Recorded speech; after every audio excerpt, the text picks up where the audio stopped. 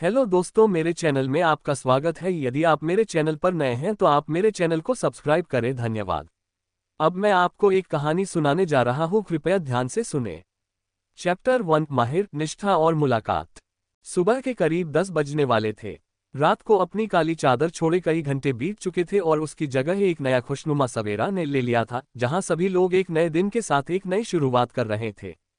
उसी बीच एक सुंदर सी लड़की जो रंग बिरंगे फूलों को देखकर मुस्कुरा रही थी। उस लड़की की मुस्कुराहट इतनी प्यारी थी कि जैसे फूल भी उसे देखकर शर्मा रहे थे। वो लड़की कुछ देर ऐसे ही फूलों को देखती है और जाने के लिए पलट जाती है। तभी वो सामने से आ रहे लड़के से टकरा जाती है। इससे पहले वो लड़की पीछे की ओर गिरती लड़का लड़की को थाम लेता है। उसका एक हाथ लड़की की कमर और दूसरा हाथ उसकी पीठ पर था। लड़के की नज़र जैसे ही उसके सुंदर से चेहरे पर जाती है, वो किसी अलग ही दुनिया में पहुंच जाता है और एकटक लड़की को निहारने लगता है।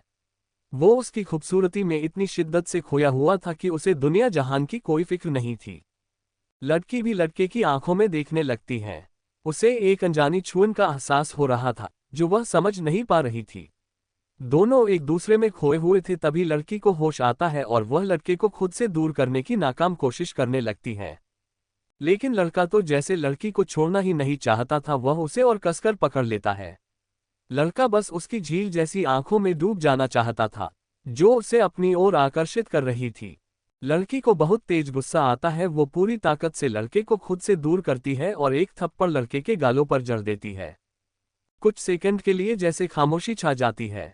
लड़का लड़की को गुस्से से घूरने लगता है। आज तक किसी की हिम्मत नहीं हुई थी कि कोई उसे हाथ भी लगाए। लड़की गुस्से से देखते हुए कहती है, तुम्हें दिखता नहीं है क्या? आंखें नहीं है क्या तुम्हारे पास? लड़की गुस्से में लड़के के ऊपर फट पड़ती है। गुस्से में न जाने क्या क्या बोल देती है। उस लड़की को देखकर साफ पता चल रहा था कि उस लड़के को थप्पड़ मारने का उसे जरा भी अफसोस नहीं है। लड़के का गुस्सा और बढ़ जाता है। वह लड़की के करीब जाकर उसे दीवार से सटा देता है। लड़की सहम सी जाती है और डर के से आंखें बंद कर लेती है। लड़का धीरे धीरे उसके होठों के करीब जाने लगता है। Dot dot dot dot dot dot dot dot dot. एक बड़े से रूम में जहां हर चीज शानो शौकत से भरी हुई थी और बहुत सलीके से रखी गई थी। वही एक 27 साल का लड़का बालकनी में खड़े होकर ना जाने कितनी ही देर से आसमान को देख रहा था। वो चलती हुई ठंडी ठंडी हवा को खुद में महसूस कर रहा था। कुछ ऐसी यादें उसे याद आ रही थी जो उसके दिल को सुकून तो दे रहा था, पर उसकी आंखों में नमी तैर गई थी। तभी हवा का तेज झोंका आता है और उसकी नीली आंखें बंद हो जाती है। वो मन ही मन सोच रहा था, तू कब मिलोगा मुझे? इतने सालों से तुझे ढूंढ रहा हूं। तभी उसका मोबाइल बजता है। वो नजरें घुमाकर अपने फोन को देखता है। कॉल उसके असिस्टेंट अनिल का था। अनिल रिस्पेक्ट के साथ कहता है, बॉस जेट रेडी है। लड़का बस हम में जवाब देता है। ये है माहिर अग्निहोत्री, पेशे से एक बिजनेस टाइकून। लंबा कद और मनमोहक पर्सनैलिटी के साथ उसका हैंडसम और चार्मिंग फेस जो किसी का भी दिल चुराने के लिए काफी था। उसकी नीली आंखें जो किसी को भी अपनी ओर देखने के लिए मजबूर कर देती थी।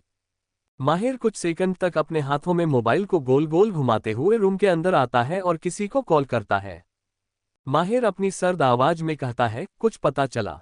दूसरी ओर से एक लड़की की आवाज आती है, सॉरी बॉस। वो आदमी कुछ नहीं बता रहा है। माहिर कहता है, कुछ भी करो लेकिन मुझे पूरी डिटेल चाहिए। माहिर कॉल कट कर देता है और रूम से बाहर आ जाता है। मुंबई में तुम इतनी जल्दी में क्यों हो? आराम से चलो। पता नहीं इस लड़की को इतनी जल्दी क्यों रहती है। एक लड़की सामने बैठे लड़की को कंधे को पकड़ते कहती है। सामने बैठी लड़की मुस्कुराते हुए कहती है, अरे वीरा, देर हो रही है। तभी जल्दी कर रहे हैं। और तुम कौन सा स्कूटी आराम से चलाती हो? और अब बार बार ये सब कहना बंद करो। पिछले आधे घंटे में ये बात तुम हमें 15 बार बता चुकी हो। वीरा मुंह बनाते हुए कहती है, हाँ बाबा ठीक है। ये लड़की भी ना, वो खुद से बड़बड़ाते हुए कहती हैं। तभी उसे कुछ याद आता है और वो कहती है, वैसे निष्ठा कल तुम फ्री हो क्या? निष्ठा कहती है, क्यों, क्या हुआ? वीरा उसे पीछे से गले लगाते हुए कहती है, निष्ठा क्यों न कल शॉपिंग पे चले? हमें कितने दिन हो गए साथ में शॉपिंग किए। निष्ठा कुछ सोचकर कहती है, मैं अभी कुछ नहीं कह सकती, कल बताओ। वीरा कहती है, तेरा हर बार का यही है। चल ठीक है। ये है हमारी निष्ठा, दिखने में काफी सुंदर, देखने वाला देखते ही रह जाए। उसके कमर तक लहराते बाल, मोती जैसे टिमटिमाती आंखें, गुलाब की पंखुड़ी जैसे होंठ, कोई भी उसे देखकर बस उसे पाने की चाहत रखे। निष्ठा और वीरा स्कूल फ्रेंड थी और एक दूसरे के ऊपर जान छिड़कती थी। कोई भी प्रॉब्लम आ जाए सबसे पहले उन्हें एक दूसरे की याद आती थी।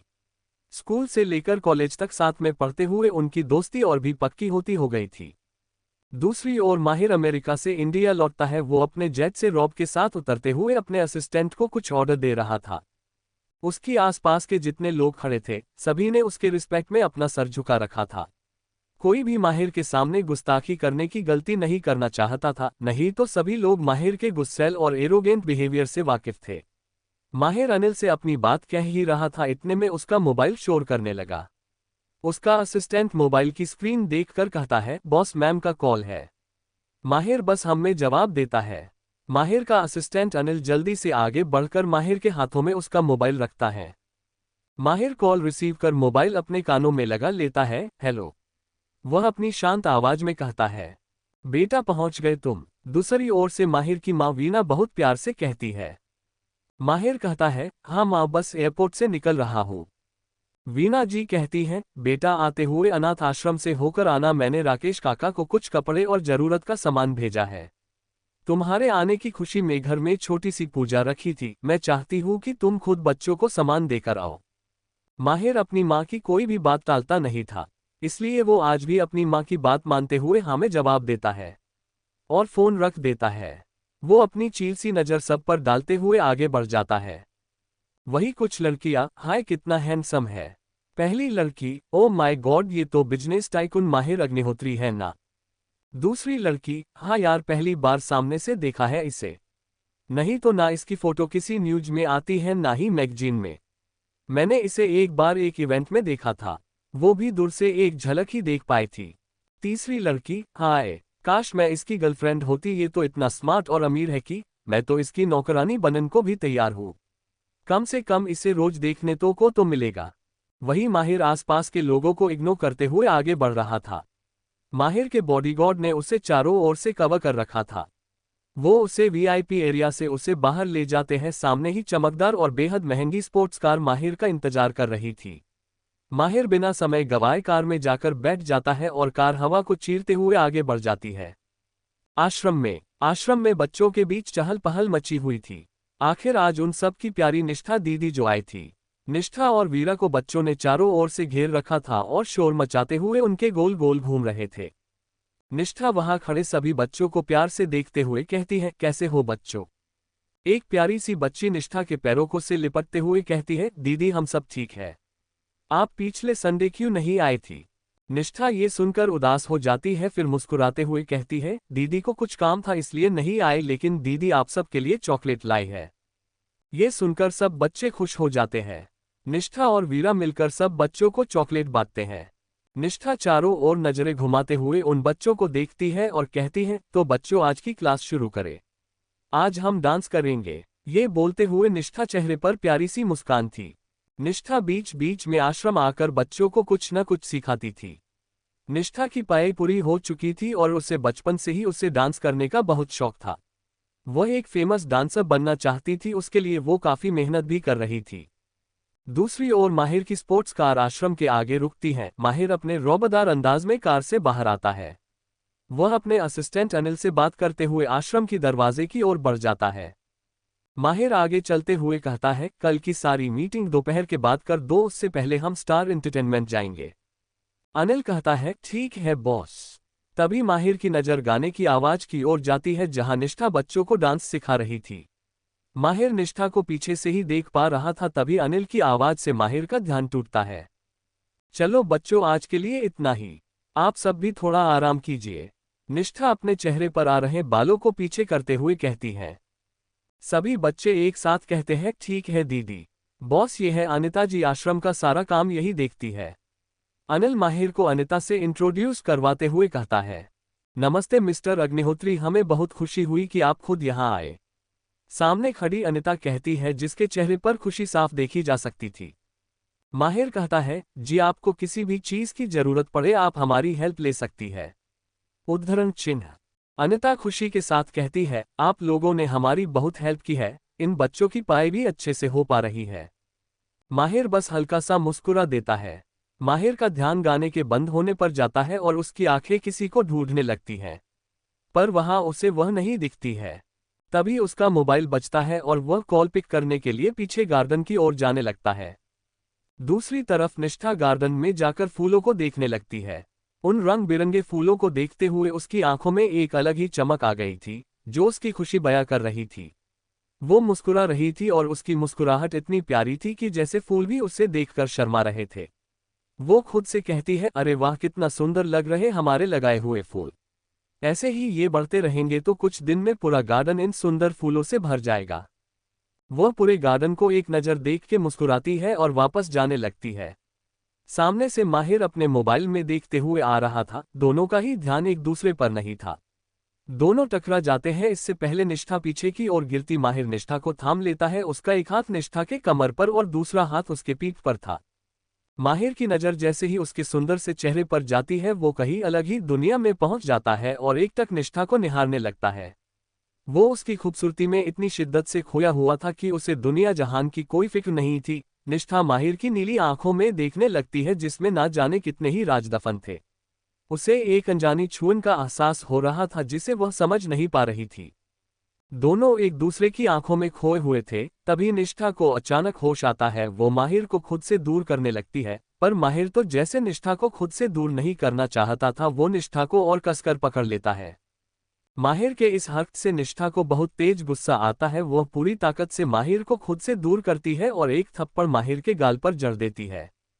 कुछ सेकंड के लिए जैसे खामोशी छा जाती है।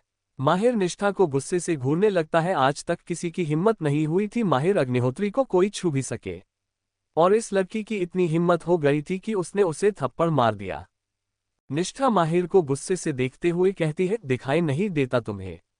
आंखें नहीं है क्या तुम्हारे पास?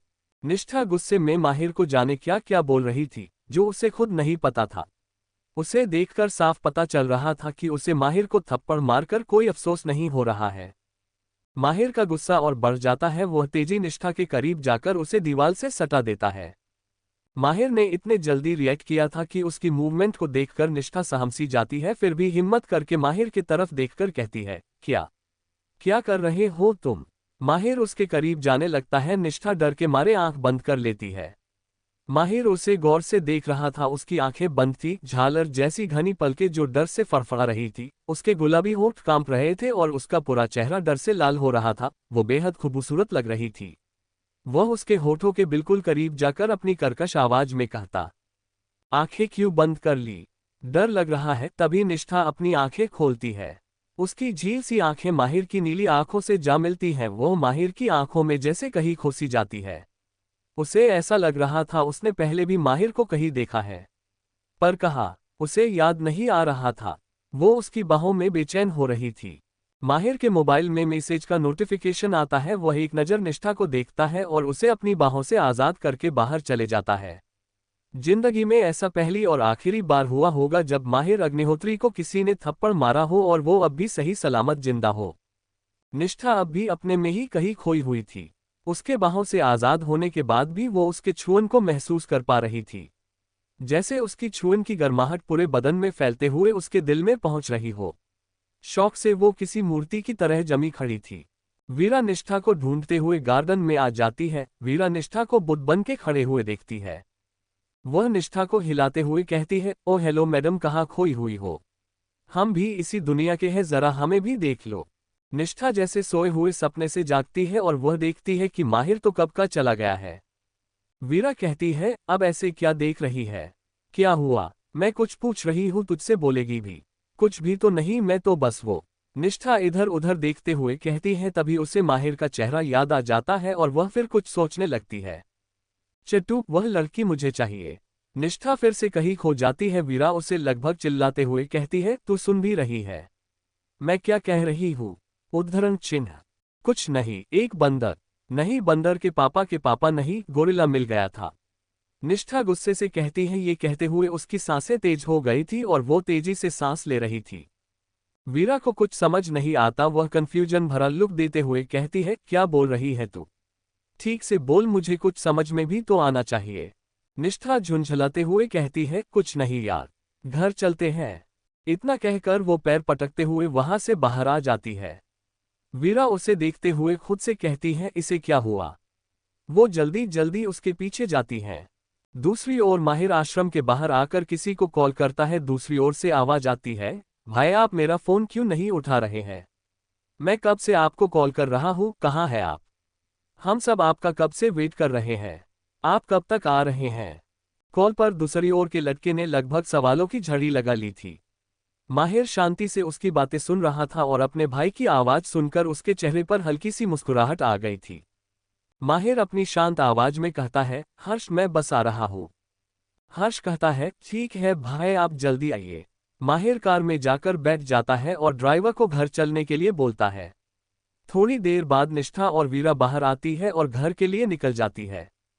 दिल्ली में एक बड़े से होटल के एक रूम में जहां कुछ बैठकर लोग मीटिंग कर रहे थे। रूम का माहौल बहुत खतरनाक और डरावना हो गया था। लोग सांस लेना भी भूल गए थे और भगवान से एक ही प्रार्थना कर रहे थे कि आज भगवान उन्हें बचा ले। वहां बैठा हर शख्स सामने बैठे एक हैंडसम से नौजवान को देखकर काफी डरे हुए थे। उसके आसपास से ही बेहद ठंडी हवा के आने का आभास हो रहा था। वह सोफे पर किसी शैतानों के राजा की तरह बैठा हुआ था। उसकी आंखें नीली और गहरी थी। उसका सुंदर रंग रूप था और वह व्हाइट शर्ट में बेहद हैंडसम लग रहा था।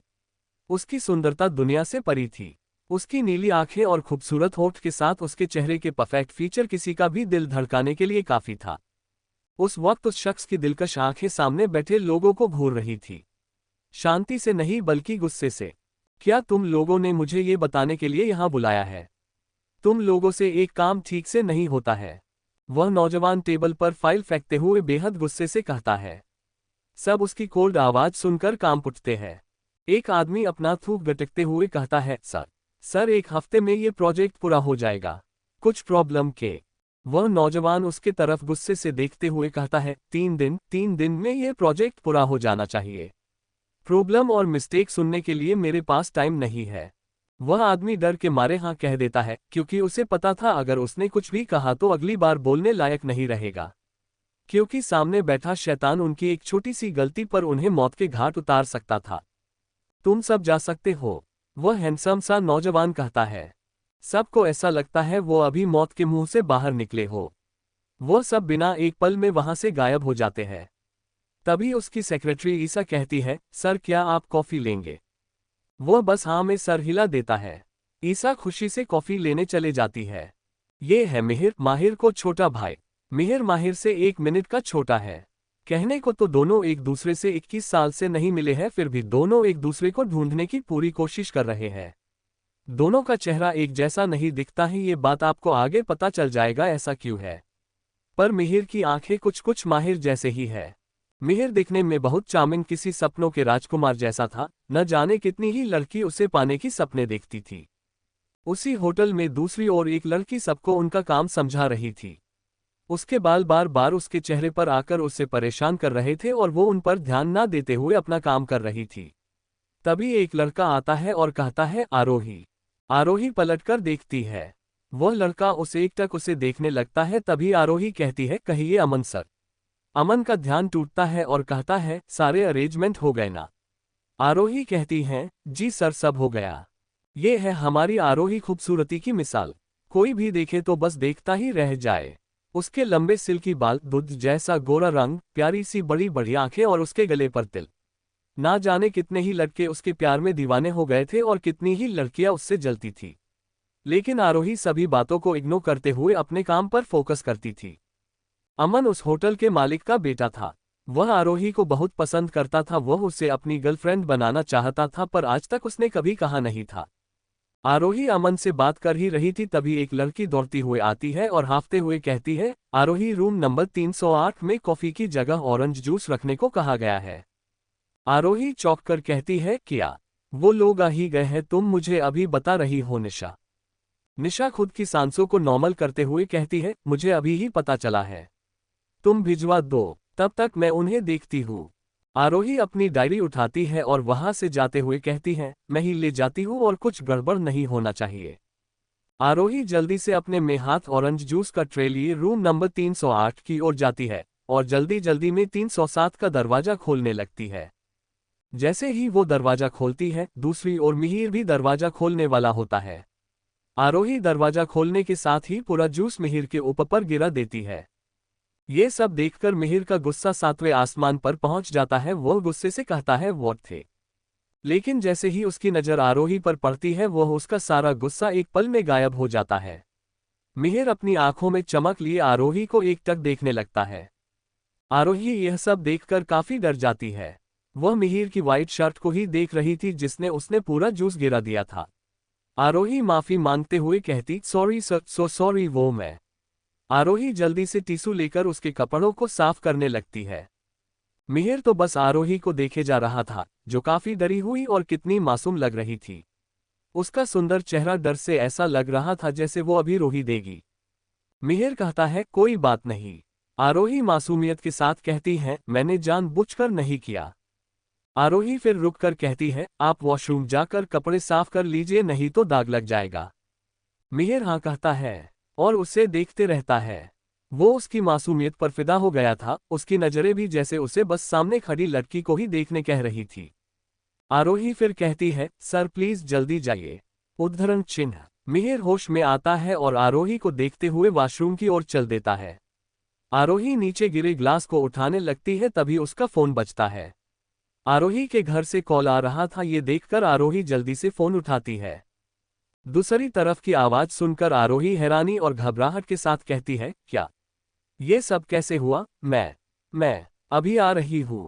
वो किसी की परवाह किए बिना जल्दी से कमरे से बाहर आती है। घबराहट, चिंता और किसी को खोने के डर उसके चेहरे पर साफ दिख रहा था। आरोही को खुद की दुनिया फिर से उजड़ती हुई महसूस हो रही थी। वो बिना एक सेकंड गवाए एक टैक्सी लेती है और वहां से चली जाती है। मिहिर जैसे ही कमरे में आता तो उसके चेहरे के रंग बदलने लगते हैं, क्योंकि आरोही अब उसकी नजरों के सामने नहीं थी। वह तुरंत अपने असिस्टेंट विजय को कॉल करता है। विजय कहता है, जी बॉस कहिए। मिहिर अपनी ठंडी आवाज में कहता है, अभी मेरे रूम में एक लड़की ऑरेंज जूस लेकर आई थी। वह लड़की मुझे चाहिए किसी भी कीमत पर। मुझे शाम तक उसकी छोटी से छोटी इन्फॉर्मेशन लाकर। इतना कहकर वह फोन काट देता है। उसे बहुत गुस्सा आ रहा था कि वह उसे छोड़कर गया ही क्यों। ना वह उसे वहां छोड़कर जाता और ना ही वह फिर से किसी सपनों की तरह गायब हो जाती।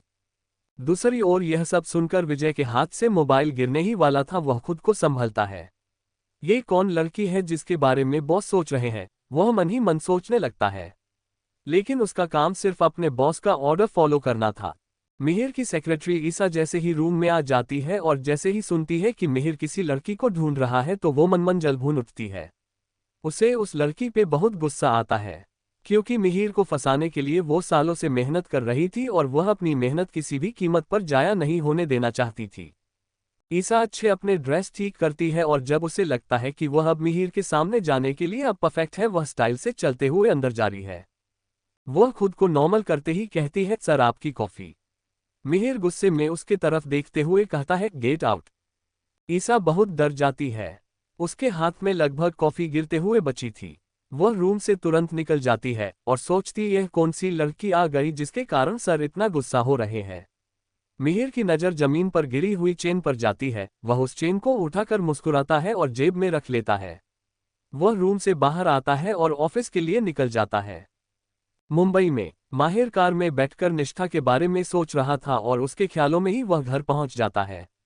वह कार से उतरता है और घर के दरवाजे की ओर बढ़ता है। तभी उसे जाने पहचानी आवाज आती है। अरे आ गया मेरा यार। ये है रितेश, माहिर का बहुत करीबी दोस्त। वह आकर माहिर को गले लगा लेता है और कहता है, तुझे इतनी देर कैसे हो गई आने में? उद्धरण चिन्ह। माहिर को निष्ठा की फिर से याद आ जाती है। वह उससे अलग होते हुए कहता है, रास्ते में एक सफेद बिल्ली मिल गई थी, उसी के साथ खेल रहा था और खेलते खेलते में झपट भी गई थी। रितेश को कुछ समझ नहीं आता। वह नासमझी में पूछता है, सफेद बिल्ली झपट गई मतलब क्या है तेरा? माहिर कहता है, कुछ नहीं, अब अंदर चले या यही खड़े रहना है? उद्धरण चिन्ह। रितेश हंसते हुए कहता है, हाँ हाँ चल, सब तेरा ही इंतजार कर रहे हैं। लगता है तू आज बहुत अच्छे मूड में। इसकी कोई खास वजह? माहिर कोई जवाब नहीं देता है और उस बड़े से मेंशन में कदम रखता है। वह चारों ओर नजर उठा के देखता है, सब उसे ही देख रहे थे। उसकी माँ वीणा जी आगे आती है और माहिर की आरती उतारती है। उनके चेहरे पर एक सुकून भरी प्यारी सी मुस्कान थी और हो भी क्यों ना, उनका लाडला बेटा कितने महीनों बाद घर लौट रहा था। माहिर के घर में उसकी माँ वीणा जी, उसके दादा अनंत जी, उसकी दादी उर्मिला और उसका भाई हर्ष था। रितेश भले ही माहिर का दोस्त था लेकिन वो भी उन्हीं की फैमिली का हिस्सा था। हर्ष माहिर को गले लगाते हुए कहता है, भाई फाइनली आप आ ही गए, मैंने आपको बहुत मिस किया। माहिर भी उसे गले लगाते हुए कहता है, हाँ मुझे भी तेरी बहुत याद आई। उनकी दादी उर्मिला उन्हें देखते हुए कहती है, अगर राम लक्ष्मण का मिलाप हो गया हो तो हम भी हैं यहाँ। माहिर जाकर अपने दादा दादी के पैर छूकर उनसे गले मिलता है। उस वक्त उसका चेहरा हमेशा की शख्त न होकर बहती नदी की तरह शांत था। वीणा जी कहती है, चलो चलो मेरे बेटे को भूख लगी होगी। हर्ष और रितेश खुद को इग्नोर होते देख एक साथ कहते हैं, हम भी हैं यहाँ। सब एक साथ हंसने लगते हैं। दूसरी ओर निष्ठा अपने कमरे में बैठकर आज जो हुआ उसके बारे में सोचने लगती है। उसे रह रह कर माहिर की आंखें ही याद आ रही थी। वो याद करने की कोशिश कर रही थी उसने उसे कहाँ देखा था। वो खुद से कहती है, पागल हो गई हो क्या निष्ठा तुम? उस बंदर के बारे में तुम सोच भी कैसे सकती है? देख लिया होगा कहीं आते जाते, इसमें इतनी सोचने वाली क्या बात है? तभी उसकी चाचा की बेटी डॉली रूम में आती है और निष्ठा को खुद से बातें करते देख कहती है, क्या हुआ दीदी, किसने क्या कर दिया कि आप खुद से बात कर रही हो? मुझे बुला लिया होता, मैं भी इसी घर में रहती हूँ। निष्ठा उसे देखते हुए कहती है, अरे नहीं यार कुछ नहीं, बस ऐसे ही। तू बता तेरी पिकनिक कैसी रही? डॉली एक्साइटेड होते हुए कहती है, बहुत अच्छी थी दीदी, हमने बहुत एंजॉय किया। थैंक यू सो मच कि आपने पापा से परमिशन ली, नहीं तो वो तो जिद पर अड़ गए थे कि तुम्हें अकेले कहीं नहीं जाने दूंगा। निष्ठा मुस्कुराकर कहती है, तुमने एंजॉय किया ना, ये तो बहुत अच्छी बात है। अगली बार हम भी तुम्हारे साथ चलेंगे। डॉली कहती है, हाँ आप जल्दी चलिए, सब खाना खाने के लिए आपका वेट कर रहे हैं और मुझे भी बहुत भूख लग रही है। उद्धरण चिन्ह। फिर दोनों एक साथ खाने के लिए चले जाती है। छतरी खुद से दूर नहीं जाने दूंगा। इस भाग को समझने के लिए पिछला भाग जरूर पढ़ें। Smile smile. दिल्ली में मिहिर गुस्से में ऑफिस पहुंचता है। उसे गुस्से में देख कोई भी कुछ कहने की हिम्मत नहीं करता है। सब अपने अपने काम में लग जाते हैं। मिहिर सीधे अपने केबिन में जाता है। उसका दिमाग आरोही के बारे में सोच सोच कर फट रहा था। उस वक्त वो कहीं से भी सिर्फ आरोही को अपने सामने चाहता था। मिहिर मन ही मन आरोही के बारे में सोचने लगता है। वह खुद से कहता है, तुम फिर से मुझे मिली और सपनों की तरह गायब हो गई। तुम एक बार मुझे मिल जाओ, मैं एक पल के लिए भी तुम्हें खुद से दूर नहीं जाने दूंगा। वह अपनी चेयर पर बैठता है और उससे टिककर अपनी आंखें बंद कर लेता है। वह पुरानी यादों में कहीं खो जाता है। फ्लैशबैक। 2 हफ्ते पहले शाम के करीब 6 बजने वाले थे। दिल्ली शहर के रोड पर अनगिनत लोग चलते नजर आ रहे थे। उसी रोड पर मिहिर तेजी से ड्राइव कर रहा था। उसके चेहरा हमेशा की तरह सख्त था। थोड़ी देर बाद वह रेड सिग्नल पर रुक जाता है। तभी उसकी नज़र रोड के उस पार खड़ी एक लड़की पर पड़ती है। वह उसको एक पल के लिए देखते ही रह जाता है। उस लड़की के चेहरे पर उदासी थी और वो बार बार अपनी घड़ी में टाइम देख रही थी। वो बेहद खूबसूरत लग रही थी। तभी पीछे गाड़ियों की हॉर्न की आवाज आता है। वह होश में आता है और अपने आसपास देखने लगता है। फिर वह सामने देखता उसे वह लड़की कहीं नहीं दिखती है। उसे ऐसा लगता है जैसे ये सिर्फ उसका वहम है। मिहिर उसे इग्नोर करते हुए घर के लिए निकल जाता है। घर पहुंचकर वह सीधे अपने रूम जाता है और शावर लेकर बेड पे लेट जाता है। उसका दिन ऐसे ही बीत जाता था, सुबह से ऑफिस और देर रात तक घर आना। कभी कभी वह काम में इतना डूब जाता था कि पूरी रात ऑफिस में ही गुजार लेता था। उस दिन मिहिर को बार बार उस लड़की की याद आ रही थी। वह रात भर उस लड़की को याद करके सो नहीं पाया था। Flashback and. मिहिर खुद से ही कहता है, जब मैंने तुम्हें होटल में देखा तो मुझे लगा तुम वहां हो ही नहीं, पर तुम वहां थी। कुछ भी हो जाए मैं तुम्हें ढूंढ के रहूंगा। थोड़ी देर बाद वह अपना काम करता है और ऑफिस से निकल जाता है। उसके चेहरे पर हमेशा वाले कोल्ड एक्सप्रेशन थे। वह अकेले रहना चाहता था, इसलिए उसने बॉडीगार्ड को साथ आने से मना कर दिया था। वो कार ड्राइव कर रहा था लेकिन उसका पूरा ध्यान उस लड़की पर था जिसे देखकर वह पहली नज़र से ही वो उसका दीवाना हो गया था। वह उसके लिए इस कदर दीवानी हो गया था कि सब कुछ खोकर बस उसे पाना चाहता था। दूसरी ओर आरोही होटल से निकलकर सीधे हॉस्पिटल पहुंचती है। वह दौड़ते हुए हॉस्पिटल के अंदर जाती है। उसके चेहरे पर डर और घबराहट साफ देखी जा सकती थी। सामने ही उसे उसकी बुआ रमा दिखती है जो बस रोए जा रही थी और उसकी बुआ की बेटी तनुजा उसे चुप करा रही थी। आरोही जल्दी से उनके पास जाकर कहती है, क्या हुआ आरव को, कहाँ है वो? रमा जी रोते हुए कहती हैं, बेटा वो। फिर वह रोना शुरू कर देती है। आरोही अपने आंसुओं को रोकते हुए कहती है, बोलिए बुआ जी क्या हुआ आरव को? तभी तनुजा रोते हुए कहती है, दीदी आरव स्कूल से घर आ रहा था तभी उसका ट्रक से एक्सीडेंट हो गया। आरोही ये सुनकर जैसे सदमे में चले गई थी, उसे अपनी आसपास की दुनिया घूमती हुई नजर आ रही थी। उसके पास उसका भाई आरव ही तो था। कुछ सेकंड तक शौक रहने के बाद आरोही अपनी लड़खड़ाती कहती है, आरव, अभी अभी वो ठीक तो है ना? तनुजा सिसकते हुए कहती, अभी अभी वो ठीक तो है, पर उसके सर पर बहुत गहरी चोट आई है। डॉक्टर ने कहा है कि उसे जल्द से जल्द सर्जरी की जरूरत है, वरना वो कोमा में भी जा सकता है। इतना सुनते के बाद तो मानो आरोही की दुनिया ही खत्म हो गई थी। वो पूरी तरह जम गई थी। उसके आंखों में रुके हुए आंसू उसके गालों पर लुढ़क जाते हैं। तनुजा आरोही से कहती है, दीदी दीदी खुद को संभालिए, आरव ठीक हो जाएगा। तभी वहां एक डॉक्टर आता है और कहता है, देखिए आप सब हिम्मत से काम लीजिए, सर्जरी सक्सेसफुल हुआ तो आरव बिल्कुल ठीक हो जाएगा। 3 दिन के अंदर उसकी सर्जरी हो जाने चाहिए, नहीं तो उसकी हालत और खराब हो जाएगी।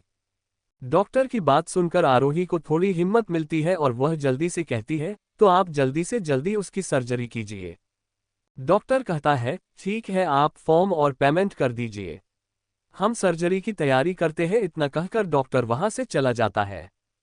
तभी तनुजा कहती है, पर दीदी हम सर्जरी के लिए पैसे कहां से लाएंगे? तजुना की बात सुनकर आरोही और परेशान हो जाती है। वह अपने बुआ जी को देखते हुए कहती है, तनुजा तुम बुआ जी ध्यान रखो, मैं कुछ करती हूँ। इतना कहकर आरोही बिल्कुल शांत हो जाती है और हॉस्पिटल से बाहर आ जाती है। वो बिना आगे पीछे देखे रोड में चलने लगती है। उसे समझ नहीं आ रहा था उसके साथ ही ऐसा क्यों हो रहा है। इतनी परेशानियों के बीच उसका भाई ऐसी हालत में था, अगर उसे कुछ हो गया तो वह मर जाएगी। उसे अपने दिल में तेज दर्द महसूस हो रहा था और ना चाहते हुए भी उसके आंसू बिना शोर किए उसके गालों को भीगा रहे थे। दूसरी ओर मिहिर कर ड्राइव कर रहा था। वह अब भी आरोही के बारे में ही सोच रहा था। तभी उसकी नज़र रोड पे चल रही एक लड़की पर पड़ती है। एक पल के लिए तो उसे यकीन नहीं होता कि ये वही लड़की है जिसे देखने के लिए वो तरस रहा था। वो होश में आता है और जल्दी से कार रोकता है। वह गाड़ी से उतरकर सीधे आरोही की ओर बढ़ता है। मिहिर देखता है कि आरोही बस बेहोश होकर गिरने ही वाली होती है। मिहिर जल्दी से आगे बढ़कर अपनी मजबूत बाहों में उसे थाम लेता है। मिहिर आरोही को इस तरह बेहोश होते देख वह परेशान हो जाता है। वह जल्दी से उसे कार में बैठाता है और तेजी से कार घर की ओर ले जाता है। वह अपने असिस्टेंट को कॉल करता है और 10 मिनट में डॉक्टर को लेकर घर पहुंचने को कहता है। थोड़ी देर में मिहिर आरोही को लेकर अपने घर पहुंच जाता है। वहां पहले ही उसका असिस्टेंट विजय और डॉक्टर की पूरी टीम खड़ी थी। मिहिर जल्दी से आरोही को अपने रूम में ले जाकर बेड पर लेटा देता है। ये सब देख वहां पर खड़े सारे लोग हैरान थे, क्योंकि मिहिर लड़कियों से 10 कदम दूर रहता था और आज तक वह किसी लड़की को अपने घर लेकर नहीं लाया था। और आज तो वह आरोही को अपने बेडरूम तक लेकर चल आया था। सामने खड़े लोगों के लिए यह ऐसा था जैसे उन्होंने रेगिस्तान में बर्फ देख लिया हो।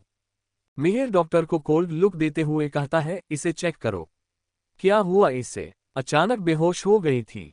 सब डॉक्टर आरोही की ओर बढ़ते हैं और उसे चेक करने लगते हैं। उनके आरोही को छूते ही मिहिर अपनी मुठ्ठियां बंद कर लेता है। किसी और का आरोही को छूना उसे बिल्कुल भी पसंद नहीं आ रहा था। वो फिर भी अपने गुस्से को कंट्रोल करता है, क्योंकि ये आरोही का हेल्थ का सवाल था। थोड़ी देर बाद एक डॉक्टर कहता है, शायद इन्होंने दिन भर से कुछ नहीं खाया था और जरूरत से ज्यादा टेंशन लेने की वजह से बेहोश हो गई थी। उद्धरण चिन्ह। फिर दूसरा डॉक्टर कहता है, इन्हें थोड़ी देर में होश में आ जाएगा, आप इसे टाइम पे दवाई देते रहिए और उनका ठीक से ख्याल रखिए, वो जल्दी ठीक हो जाएगी। वहां पर खड़े सब लोग यही सोच रहे थे कि आखिर ये लड़की है कौन, पर कोई भी पूछने की हिम्मत नहीं करता है। वहां खड़े लोग मिहिर का कुछ बोलने का वेट कर रहे थे। तभी मिहिर कहता है, ठीक है, अब तुम सब यहां से जा सकते हो। वहां खड़े सब लोग को ऐसा लग रहा था जैसे अभी उन्हें एक नई जिंदगी मिल गई हो। सब बिना एक पल गवाए वहां से गायब हो जाते हैं। मिहिर आरोही को देखता है और धीरे से उसके पास बैठ जाता है। मिहिर आरोही को देखते हुए कहता है, आखिर तुम मुझे मिल ही गई। उसके चेहरे पर एक प्यारी सी मुस्कान थी, जो और देखता तो मिहिर को देखकर पागल ही हो जाता। मिहिर आरोही को प्यार से निहारने लगता है। तभी दरवाजे पर कोई नॉक करता है। मिहिर के भाव एकदम से बदल जाते हैं। जहां एक पल पहले उसके चेहरे पर प्यार के भाव थे, वही अब गुस्से ने ले लिए थे। मिहिर गुस्से से दरवाजे की ओर बढ़ता है। रूम के बाहर उसका असिस्टेंट विजय खड़ा था। विजय मिहिर को इतने गुस्से में देख बहुत डर जाता है। उसे ये पता चल चुका था कि उसने सोए हुए शेर को जगा दिया है। मिहिर रूम से बाहर आकर विजय को खा जाने वाले नजरों से देखता है। विजय जल्दी से खुद को नॉर्मल करते हुए बोलता है, बॉस आपने उस लड़की की इंफॉर्मेशन मांगी थी। उद्धरण चिन्ह। मिहिर आगे चलते हुए बोलता है, बोलो।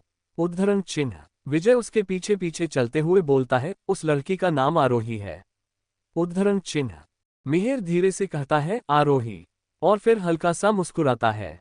विजय मिहिर को अचानक मुस्कुराता देख हैरान हो जाता है। वह मन ही मन सोचता है, अभी तो इतने गुस्से में थे, अब मुस्कुरा कैसे रहे हैं, ये इंसान मुस्कुरा भी सकता, यकीन नहीं होता। मिहिर की आवाज से विजय अपने ख्यालों से बाहर आता है। मिहिर कहता है, कंटिन्यू। विजय अपने हाथ में पकड़े हुए फाइल को देखते हुए कहता है, आरोही पिछले 1 महीने से होटल में एक छोटी सी मैनेजर का काम कर रही है। उसके घर में उसकी बुआ रमा, उसकी बुआ की बेटी तनुजा और आरोही का भाई आरव रहता है। तनुजा अभी कॉलेज में और आरव अभी 12th क्लास में है। आरोही ने फैशन डिजाइन की पढ़ाई की है लेकिन बीच में ही पढ़ाई छोड़ दी थी। मिहिर कहता है, फिर वह होटल में छोटी सी मैनेजर का जॉब क्यों करती है? उसे पढ़ाई करना चाहिए। विजय आगे बोलता है, उनकी फाइनेंशियल कंडीशन ठीक न होने के कारण वह पढ़ाई छोड़कर जॉब करती है और उनकी पढ़ाई पूरी न होने के कारण शायद कोई भी कंपनी उसे जॉब पे नहीं रखती है। होटल वालों से पता चला है कि वो काफी टैलेंटेड है। उन्होंने अभी हुए एक फंक्शन का डेकोरेशन खुद करवाया था और उनका काम लोगों ने बहुत पसंद भी किया। जब वो 8 साल की थी तब उसके माँ पापा की कार एक्सीडेंट में मौत हो गई थी। विजय थोड़ा रुककर आगे बोलता है, आरोही की फैमिली करीब 40 दिन पहले ही दिल्ली शिफ्ट हुए हैं। उससे पहले वो लोग कोलकाता में रहते थे और पता चला है कि वो लोग कोलकाता से पहले कहीं और रहते थे। मिहिर के भाव अचानक बदलने लगते हैं। मिहिर कहता है, ऐसा क्यों? विजय कहता है, उनकी ज्यादा इंफॉर्मेशन नहीं मिल पाई है लेकिन उनकी बुआ आरोही और उसके भाई आरव को किसी से बचा रही है। मिहिर गहरी सांस लेते हुए कहता है, और कुछ पता चला? विजय सर झुकाते हुए कहता है, जैसे ही मुझे कुछ और पता चलेगा मैं आपको इन्फॉर्म कर दूंगा। उद्धरण चिन्ह। मिहिर कहता है, आरोही के घर वाले इस वक्त कहाँ हैं, पता करके बताओ। ठीक है बॉस। इतना कहकर विजय वहां से चला जाता है। मुंबई में माहिर अपने फैमिली के साथ बैठकर डिनर करता है और फिर अपने कमरे आ जाता है। वह शावर लेता है और बालकनी में आकर बैठे जाता है और फिर से निष्ठा के बारे में सोचने लगता है। वह खुद से ही कहता है, इस लड़की ने परेशान करके रखा है, जब से मिली है मेरे मन से जैसे हटने का नाम ही नहीं ले रही है। मिस ब्यूटी से तो मिलना ही पड़ेगा। उसे बार बार सिर्फ निष्ठा ही याद आ रही थी। क्या वो वही लड़की है? उसके मन में यही ख्याल आ रहे थे। वह बेड पे लेट जाता है और सोने की कोशिश करने लगता है। चफोर गले से लगा लो। इस भाग को समझने के लिए पिछले भाग को जरूर पढ़िए। Open mouth smile, open mouth smile, open mouth smile. Delhi में मिहिर तेज कदमों के साथ वापस रूम में आता है। वो आरोही के पास जाकर बैठ जाता है और आरोही को देखकर मुस्कुराने लगता है। तुम सोते हुए और भी प्यारी और मासूम लगती हो, वो अपने मन में ही कहता है। कुछ देर तक उसे ऐसे ही देखने के बाद वह अपना लैपटॉप उठाता है और अपना काम करने लगता है। थोड़ी देर बाद अचानक आरोही नींद में चीखने लगती है। उसके चेहरे पर पसीने के बूंदे आ रहे थे, ऐसा लग रहा था जैसे वो कोई बुरा सपना देख रही थी। मिहिर ये सब देखकर घबरा जाता है। वह जल्दी से उसे गले से लगा लेता है। वो उसे शांत करने के लिए धीरे धीरे उसकी पीठ को सहला रहा था। थोड़ी ही देर में आरोही शांत हो जाती है और फिर से नींद में चली जाती है। मिहिर उसे बाहों में लेकर उसके साथ लेट जाता है। वह कमरे की सारी लाइट ऑफ करके एक छोटी सी लाइट जलने देता है। वह आरोही के गौर से देख रहा था और वह उसे बस एक टक देखे ही जा रहा था। उसे ऐसे लग रहा था अगर वो सो गया तो आरोही फिर गायब हो जाएगी। लेकिन उसकी आंखें ज्यादा देर तक उसका साथ नहीं देती और वो भी उसे देखते हुए सो जाता है। करीब 1 घंटे बाद आरोही अपनी आंखें खोलती है। पहले तो उसे कुछ समझ नहीं आ रहा था कि वो कहाँ है। फिर वह देखती है कि वह किसी के बाहों में सो रही है। वह ये देखकर डर जाती है। वह खुद को उन मजबूत बाहों से छुड़ाने लगती है जिसने उसकी कमर को कसकर पकड़ा था। मिहिर उसे ऐसे पकड़ के सो रहा था जैसे आरोही उसे छोड़कर भाग जाएगी।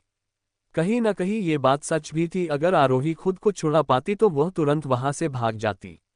आरोही परेशान सी खुद को छुड़ाने की नाकाम कोशिश कर रही थी। तभी मिहिर अपनी आंखें खोलता है। उसे आरोही को खुद की बाहों में देखकर बहुत खुशी हो रही थी। हल्की सी डिम लाइट में उसका चेहरा और भी प्यारा लग रहा था। वह उसकी तरफ प्यार से देखते हुए कहता है, उठ गई तुम? आरोही परेशान सी पूछती है, कौन है आप? और आप मुझे पकड़कर क्यों सो रहे हैं? छोड़िए मुझे। मिहिर की पकड़ थोड़ी ढीली हो जाती है, वह मिहिर से खुद को छुड़ा लेती है और खड़े हो जाती है। मिहिर बेड से उठता है और कमरे की सारी लाइट ऑन कर देता है। आरोही मिहिर के हैंडसम से फेस को देखती है और सोचने लगती है, ये तो वही होटल वाला लड़का है। आरोही हैरानी से कहती है, आप? वह थोड़ा रुक कर कहती है, देखिए होटल में जो कुछ भी हुआ उसके लिए सॉरी। मैंने जूस जानबूझकर नहीं गिराया था। मैंने आपको पहले भी। मिहिर आरोही को इतना घबराया हुआ देखकर बीच में ही कहता है, कोई बात नहीं, तुम पहले रिलैक्स हो जाओ फिर बात करते हैं। आरोही कहती है, हाँ, वो मैं ये कैसे आई? मैं तो। फिर उसे आरव की याद आ जाती है और वह टेंशन में आ जाती है कि उसे उस वक्त आरव के पास होना चाहिए और वो वहां क्या कर रही है। मिहिर उसके फेस के एक्सप्रेशन को समझते हुए कहता है, तुम रोड पर बेहोश हो गई थी इसलिए मैं तुम्हें अपने साथ आया। मिहिर देखता है कि आरोही बहुत ज्यादा परेशान लग रही है और बस रोने ही वाली है। उसकी आंखों से आंसू बस गिरने ही वाले थे। मिहिर जल्दी से उसे करीब खींचकर अपनी बाहों में भर लेता है। आरोही जोर जोर से रोना शुरू कर देती है। मिहिर को कुछ समझ नहीं आता कि अचानक आरोही को क्या हो गया। वह उसकी पीठ सहलाने लगता है। वह उसे शांत कराते हुए कहता है, hey, what happened, why are you crying? देखो चुप हो जाओ, कुछ नहीं हुआ। कुछ देर में आरोही शांत हो जाती है, पर वो अब भी कुछ सोचते हुए सिसक रही थी और रोने की वजह से उसका सुंदर सा चेहरा लाल पड़ गया था। मिहिर उसे पानी पिलाता है और बेड पर बिठा देता है। मिहिर कहता है, तुम यही रुको, मैं तुम्हारे लिए खाना लेकर आता हूँ। इतना कहकर वह रूम से बाहर चले जाता है। मिहिर खाना लेकर आता है और आरोही के सामने रख देता है। मिहिर उसे देखते हुए कहता है, तुम जल्दी से खाना खाओ, तुम्हारी तबीयत ठीक नहीं है, तुम्हें दवाई भी खानी है। उद्धरण चिन्ह। आरोही अब भी किसी गहरी सोच में डूबी थी और जैसे उससे मिहिर की कोई भी बात सुनाई नहीं दे रही थी। तभी मिहिर का फोन बजता है और वह मोबाइल लेकर बालकनी में चला जाता है। कॉल उसके असिस्टेंट विजय का था। मिहिर फोन उठाता है। दूसरे तरफ से विजय की आवाज आती है। विजय कहता है, बॉस, आरव का ट्रक से एक्सीडेंट हो गया है। आरोही मैम की बुआ और तनुजा उसके साथ हॉस्पिटल में है और आरोही मैम भी बेहोश होने से पहले हॉस्पिटल से निकली थी। उद्धरण चिन्ह। मिहिर अपनी मुठ्ठियां कसते हुए कहता है, आरव कैसा है? विजय कहता है, आरव की सर्जरी होनी है और शायद आरोही मैम के पास पैसे नहीं थे। मिहिर अपनी सर्द आवाज में कहता है, अभी के अभी बेस्ट सर्जन को बुलाकर आरव की सर्जरी कराओ। मुझे कोई मिस्टेक नहीं चाहिए। ठीक है बॉस, विजय कहता है। मिहिर फोन रख देता है और मन में सोचने लगता है कि इसलिए आरोही इतना परेशान थी। वह रूम में वापस आता है और देखता है कि आरोही ने खाने को हाथ भी नहीं लगाया है और वह किसी और ही दुनिया में खोई हुई है। वह आरोही के पास जाकर कहता है, तुमने अभी तक खाना क्यों नहीं खाया? मिहिर की मैग्नेटिक आवाज सुनकर आरोही अपने ख्याल से बाहर आती है और एक नज़र मिहिर को देखती है, कहती है, सॉरी, मुझे लगता है मुझे यहाँ से अब जाना चाहिए। आरोही की यह बात मिहिर को अच्छी नहीं लगी थी। उसे हल्का गुस्सा भी आ रहा था क्योंकि वो कभी लड़की के साथ नहीं रहा था और उसे नहीं पता था लड़कियों से किस तरह ट्रीट किया जाता है। फिर भी वो खुद को कंट्रोल में रखते हुए कहता है, तुम्हारी तबीयत ठीक नहीं है, पहले तुम्हें कुछ खा लेना चाहिए, नहीं तो तुम्हें फिर से चक्कर आएंगे। मिहिर के जोर देने पर ना चाहते हुए भी आरोही बैठ जाती है। मिहिर ने उसकी हेल्प की थी और वह नहीं चाहती थी कि वो उसे मना करे और शायद मिहिर को यह अच्छा ना लगे। वह धीरे से कहती है, मुझे अकेले खाने की आदत नहीं है। मिहिर कहता है, ठीक है, हम साथ बैठकर खाते हैं। मिहिर अपने लिए खाना लेकर आता है और आरोही के सामने बैठ जाता है।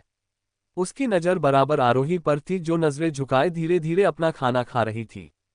दोनों एक साथ खाना खाते हैं। दोनों के बीच एक खामोशी छाई हुई थी जिसे ना ही मिहिर तोड़ने की कोशिश की और ना ही आरोही ने। खाना खाने के बाद मिहिर आरोही को दवाई देता है। आरोही को कुछ समझ नहीं आ रहा था कि एक अनजान इंसान उसकी इतनी परवाह क्यों कर रहा है। उसे बहुत अनकंफर्टेबल भी फील हो रहा था क्योंकि वो किसी अनजान के घर पर थी।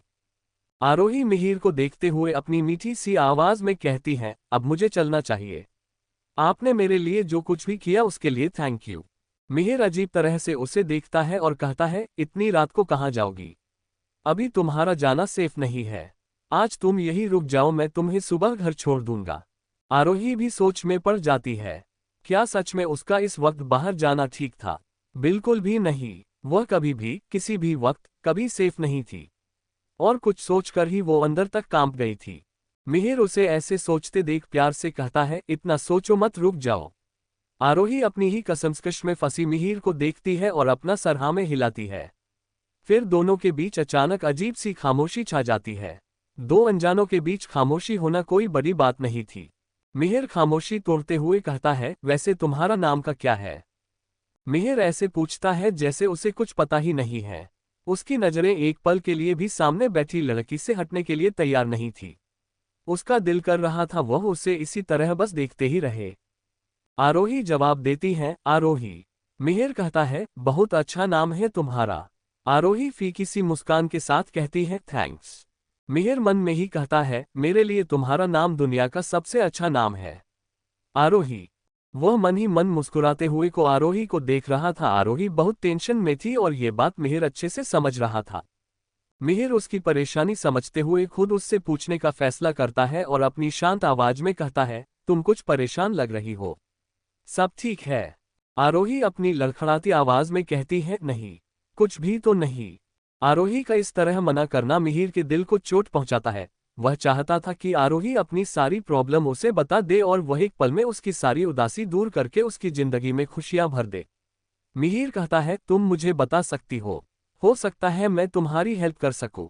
आरोही मिहिर के फिर से पूछने से मना नहीं कर पाती और वह उसका जवाब देती है, वो मेरे भाई का एक्सीडेंट हो गया और वह हॉस्पिटल में है। वह मुश्किल से ही इतना बोल पाए और ना चाहते उसके आंखों से बेतहाशा आंसू बहने लगे थे।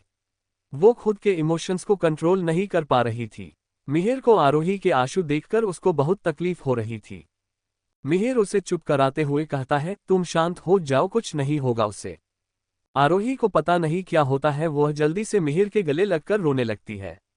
मिहिर भी उसे कसकर गले लगा लेता है और उसके सर पर हाथ फेरने लगता है।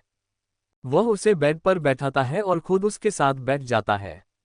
आरोही अब भी उसके सीने से लगी रो रही थी। उसकी आंखें बंद थी और उसके आंखों के सामने उसकी पास्ट की सीन किसी मूवी की रील की तरह चल रही थी और उसे जैसे कुछ होश नहीं था, वो बस लगातार रो रही थी। मिहिर उसे चुप कराने की नाकाम कोशिश कर रहा था लेकिन आरोही जैसे कुछ भी नहीं सुन रही थी। आरोही रोते रोते ही उसकी बाहों में सो जाती है। मिहिर को उसे इतनी तकलीफ में देखकर बिल्कुल अच्छा नहीं लग रहा था। काफी देर तक उसे यूं ही देखने के बाद वह धीरे से उसके माथे पर किस करता है। वह भी उसे बाहों में लेकर सो जाता है। दूसरी सुबह मुंबई में माहिर की नींद उसके असिस्टेंट के कॉल करने से खुलती है। वह उससे बात करता है और वॉशरूम की ओर चल देता है। उसे देखकर कोई भी बता सकता था कि वह रात भर सोया नहीं है। माहिर रेडी होकर नीचे आता है और डाइनिंग टेबल पर बैठ जाता है। वह सभी को गुड मॉर्निंग विश करता है। माहिर हर्ष को देखता है जो अपना नाश्ता कर रहा था। वह उसे देखकर हल्का सा मुस्कुराता है और कहता है, आज तू इतनी जल्दी कैसे उठ गया? हर्ष मुंह बनाते हुए कहता है, क्या भाई आप भी? मैंने सोचा आज हम साथ में ही चलते हैं, आप मुझे रास्ते में कॉलेज छोड़ देना। माहिर कहता है, ठीक है, तू जल्दी से रेडी हो जा। हर्ष माहिर के चेहरे को देखते हुए कहता है, वैसे भाई आपको देखकर लगता है आप रात भर ठीक से सोए नहीं है।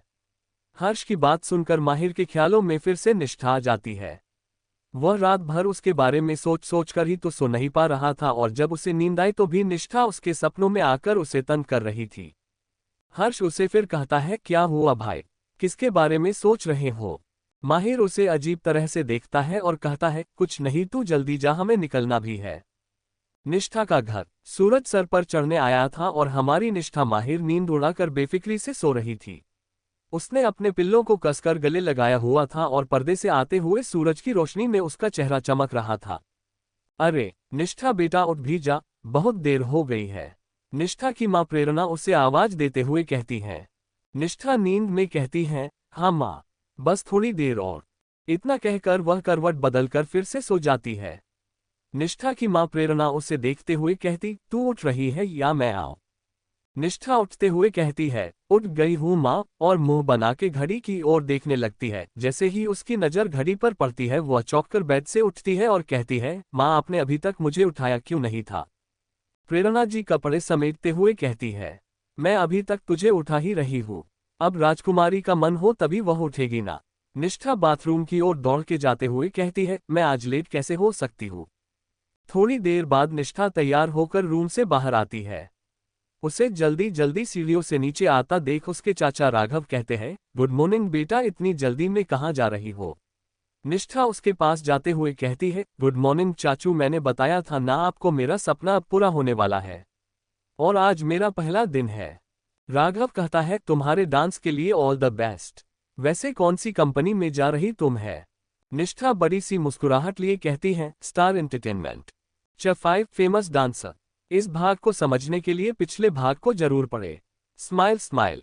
निष्ठा खुशी के साथ अपने चाचा को कंपनी के बारे में बता रही थी। यह बताते हुए उसके चेहरे की खुशी साफ झलक रही थी। तभी उसके चाचा की बेटी डाली आ जाती है और जैसे ही सुनती है कि निष्ठा को स्टार एंटरटेनमेंट मिल गई है, वह हैरानी से कहती है, क्या दीदी आपने मुझे बताया क्यों नहीं, आप मेरे साथ ऐसा कैसे कर सकती है, वो भी स्टार एंटरटेनमेंट में जॉब मिली है आपको। अब तो आपको फेमस डांसर बनने से कोई नहीं रोक सकता है। निष्ठा उसे रोकते हुए कहती है, अरे हमारी बात तो सुनो, तुम पिकनिक पर गई थी तो तुम्हें कैसे बताती, और कल ही तो तुम आई थी। रात में भी जल्दी सो गई थी तो हमें बताने का मौका ही नहीं मिला। डॉली मुंह फुलाते हुए कहती है, पर आप मुझे कॉल करके तो बता सकती थी। निष्ठा बहुत मासूमियत से जवाब देती है, हम तुम्हें डिस्टर्ब नहीं करना चाहते थे। डॉली कहती है, ठीक है, पर दीदी मतलब आप बहुत जल्दी फेमस डांसर बनने वाली हो ना। मुझे पूरा यकीन है आपको फिल्मों में काम करने का भी मौका मिलेगा।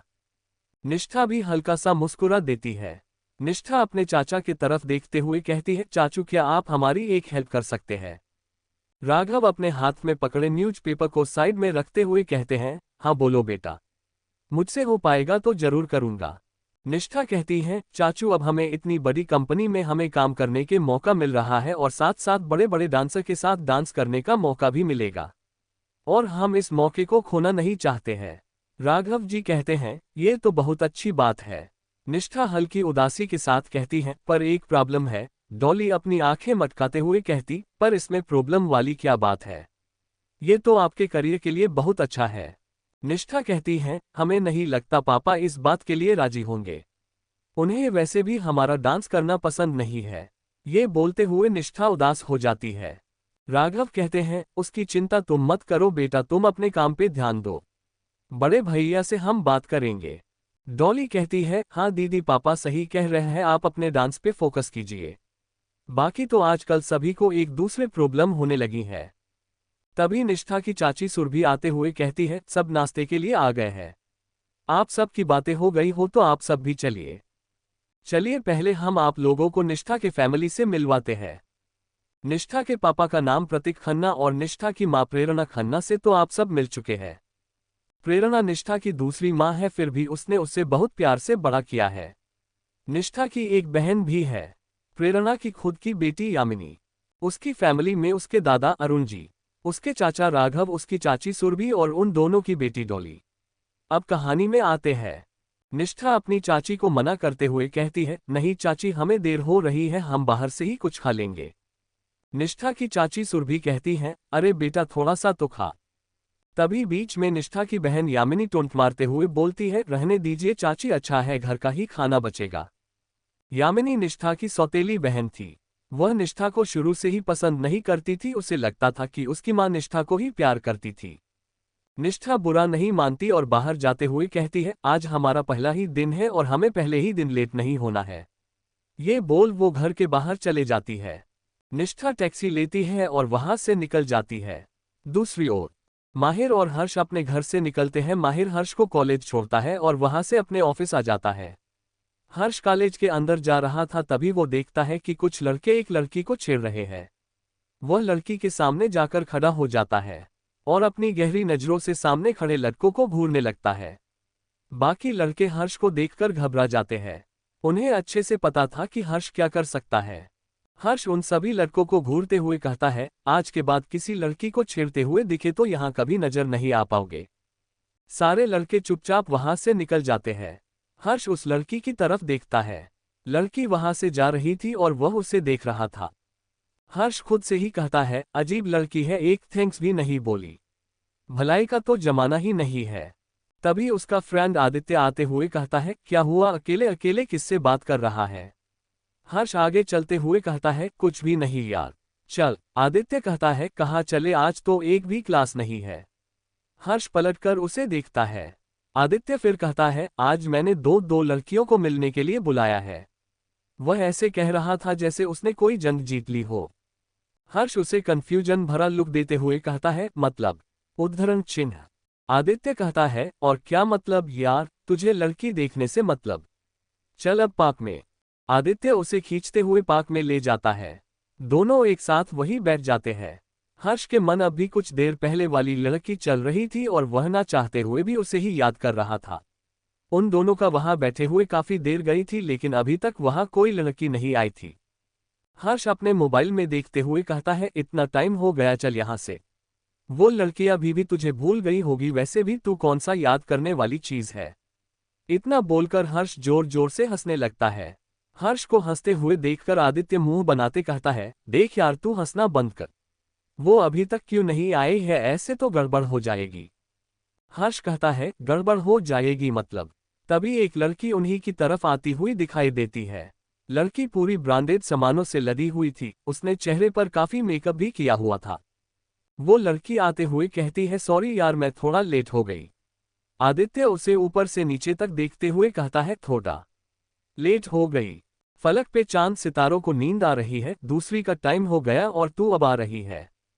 लड़की को कुछ समझ नहीं आता कि वो क्या कह रहा है। वह कंफ्यूज चेहरे के साथ कहती है, अभी रात कहाँ हुई है जो किसी को नींद आएगी। हर्ष आदित्य के कान में जाकर कहता है, अबे तू क्या कह रहा है।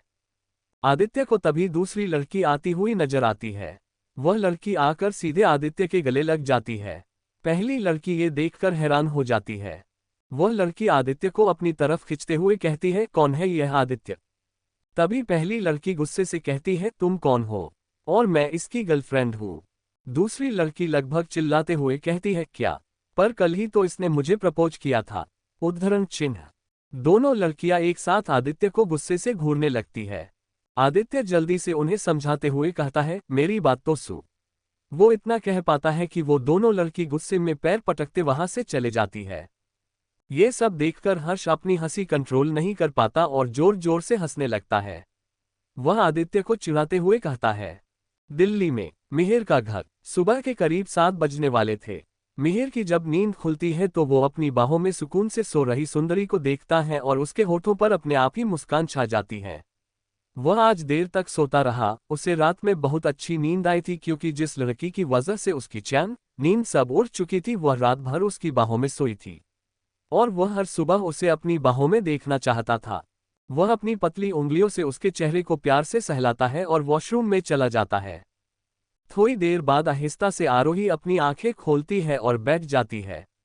उसे धीरे धीरे सारी बातें याद आने लगती है। उसे बहुत अजीब लग रहा था कि वो कैसे किसी और के घर में रुक सकती है। पिछली रात वह अपने इमोशन में बह गई थी कि उसे कुछ ठीक से याद भी नहीं आ रहा था। वह पूरे रूम में एक सरसरी सी नजर फेरती है। रूम बहुत बड़ा और लग्जूरियस था। वहां की लगभग हर चीज व्हाइट कलर की थी और दीवारों का रंग भी व्हाइट था, जैसे उसकी जिंदगी में रंगों का कोई महत्व न रह गया हो। वहां रखी सभी चीजों को देखकर ही बताया जा सकता था कि वो कितना महंगा है। आरोही पूरे रूम को देख ही रही थी कि तभी वॉशरूम का दरवाजा खुलता है और एक हैंडसम सा लड़का बाहर आता है। मिहिर ने सिर्फ टॉवेल ही लपेटा था। आरोही की नजर जैसे ही उस पर पड़ी है, एक पल को वो उसे देखते रह जाती है, फिर वह शर्म से हाथों से अपना चेहरा छुपा लेती है। मिहिर उसे ऐसे शर्माता देख हल्का मुस्कुराता है। आरोही जल्दी से कहती है, प्लीज आप जल्दी से अपने कपड़े पहन लीजिए। मिहिर उसकी बात मानते हुए कबर्ड से कपड़े निकाल कर पहन लेता है। मिहिर आरोही को देखते हुए कहता है, तुम अब मुझे देख सकती हो। आरोही धीरे से अपने चेहरे से हाथ हटाकर सामने देखती है और मिहिर को बस देखते रह जाती है। मिहिर व्हाइट कलर के शर्ट और ब्लैक ब्लेजर में बहुत चार्मिंग लग रहा था। उसके बॉडी के परफेक्ट फीचर और गुड लुक्स आरोही को उसे देखने के लिए मजबूर कर रहे थे। आरोही उससे अपनी नजरें नहीं हटा पा रही थी। आरोही धीरे से बुदबुदाती है, ये कितना हैंडसम लग रहा है। आरोही को खुद को ऐसे देखते देख मिहिर मन ही मन खुश होता है। मिहिर उसे ख्वाबों की दुनिया से बाहर लाते हुए कहता है, तुम जाकर शावर ले लो, वहां तुम्हारे लिए कपड़े रखे हैं। वह सोफे की तरफ इशारा करते हुए कहता है। आरोही मन में कहती है, इसने मेरे लिए कपड़े भी मंगवा लिए हैं। उसकी नज़र अब भी मिहिर पर जमी हुई थी, जैसे उसकी नज़रें सामने खड़े हैंडसम मैन को बस देखते ही रहना चाहती हो। मिहिर रूम से बाहर जाते अपनी हुए कहता है, तुम जल्दी से तैयार होकर नीचे आ जाओ, फिर साथ में नाश्ता करते हैं। इतना बोल के मिहिर वहां से चले जाता है। आरोही मिहिर को जाते हुए देखती है। आरोही भी उठकर वह कपड़े उठाती है और बाथरूम की ओर चले जाती है। मुंबई में निष्ठा स्टार एंटरटेनमेंट आगे खड़ी थी। स्टार एंटरटेनमेंट बहुत बड़ी कंपनी थी। बड़े बड़े एक्टर, एक्ट्रेस, सिंगर, डांसर यहाँ काम करते थे। यहाँ जो भी आता था दुनिया की नज़रों में वह एक चमकता सितारा बन जाता था। निष्ठा एक नज़र उस आकाश को छूते बिल्डिंग को देखती है और फिर अंदर चले जाती है। अंदर जाकर वह रिसेप्शन पर जाकर अपना नाम बताती है। निष्ठा वहां पहली बार आ रही थी, लेकिन उसके चेहरे पर नर्वसनेस का नामोनिशान नहीं था। उसने पीच कलर का ड्रेस पहना हुआ था और वह उसने काफी कॉन्फिडेंट नजर आ रही थी। सामने रिसेप्शन पर खड़ी लड़की भी बिना पलके झपकाए निष्ठा को देखे जा रही थी। कुछ मिनट इंतजार करने के बाद एक लड़की आती है। वो निष्ठा को ऊपर से नीचे तक देखती है। उसे देखकर ही वह उससे काफी इंप्रेस हो गई थी। वह उसे अपने साथ ले जाती है और उसे उसका काम समझाने लगती है।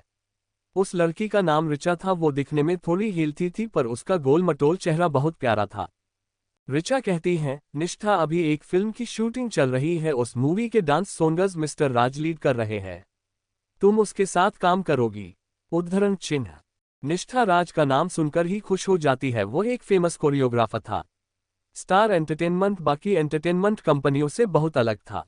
उस कंपनी के अलग ही रूल थे जो उसे बाकी कंपनियों से अलग बनाता था। इसलिए लगभग सभी लोग उस कंपनी में काम करना चाहते थे।